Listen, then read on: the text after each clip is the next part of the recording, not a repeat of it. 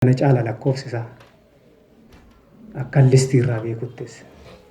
Kanaafuu kunumtiyyuu harcana keenya agarsiisa. Amma dandeenyutti bakka tokko dhaabannee yaada wal deeggarreetoo waliin buluu qabna. Amma danda'ametti asumaan adaraa jedhaa wal jajjabeessinaa waliin jechateettidha waliin tuqnu. Wanna tokko nu taasisu irratti tokko bakka gargar taanuttis immoo uumamumaa gargar ta'uu dandeenya. Kanaafuu amma dandeenyetti wanna dhimma Oromoota irratti tokko taanitu haa sochoonu jedha.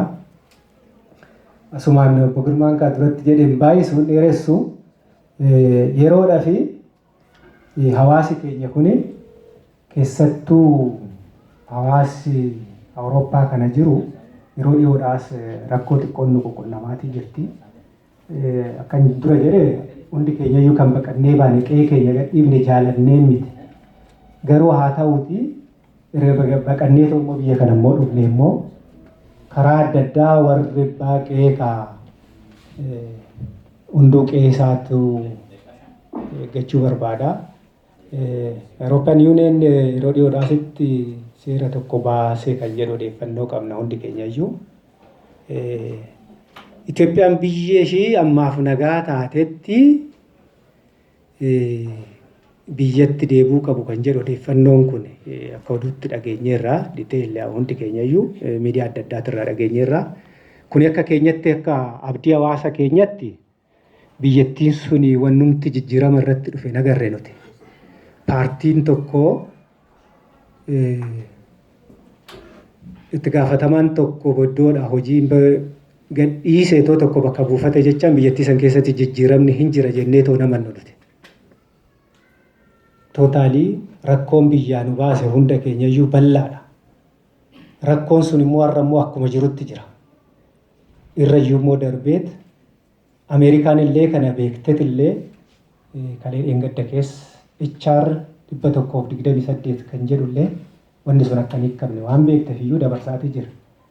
Kanaafuu akka hawaasattis nuti Eurooppiyaan yuuniyeniidhaanis akkasumas immoo mootummaan Switzerland kun ammaaf fuulduratti akshin akkasiin fudhadha jedheetoo jedhamaa kan jiru kuniin hin balaaleffanna. Kunis immoo akka hawaasatti gamtaadhaan tokko taanee mirga keenyaaf falmachuu qabna.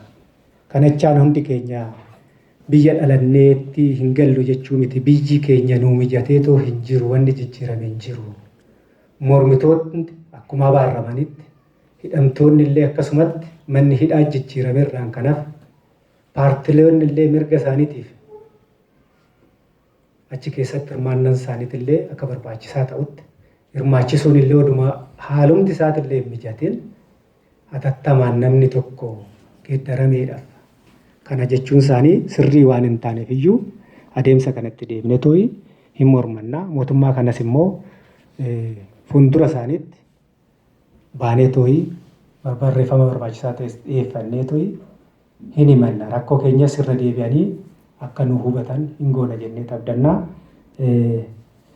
Kuni walumatti qabaatti akkuma isiniin jedhe Oromoorra akka Ingiliffaan political marginalization fi economic marginalization suni wanni jijjiirame tokko hin agarre. Politikaalis taanan namni tokko Oromoon har'as taanan politikaa jiru irratti politikaa biyyattii san irratti dhugaattoo laallee murteessatii hin jiru.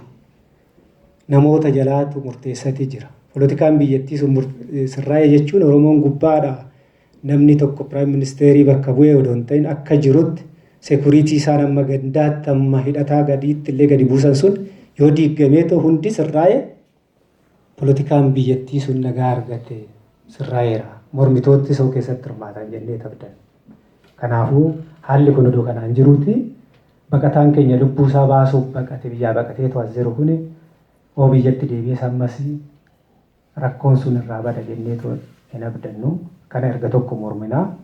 Dhugaa kana isiniin jedhu asumaan fuulduratti illee hawaasi saboonni kaan illee biyyattii kana jiran akka Amaaraas Guraagonnis saboonni adda addaa illee biyyattii kana baqatanii jiraatan hoo jiraatan illee isaan wajjiniin marii goone too'i itti deemnee too erga tokko maqaa biyyattiitiin morminaa hin mormina jennee abdannaa.